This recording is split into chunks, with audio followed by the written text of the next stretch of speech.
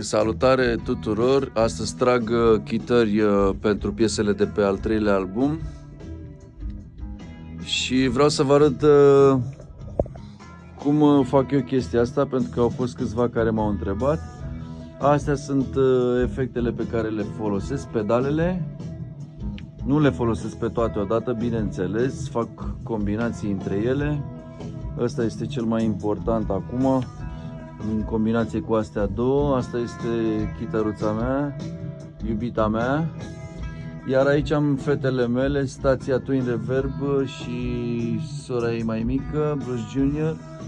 O preiau cu 4 microfoane, deci când dau o dată în chitară am 4 sunete. Sunetele se duc în sistemul ăsta, preamp, compres și mai departe în program.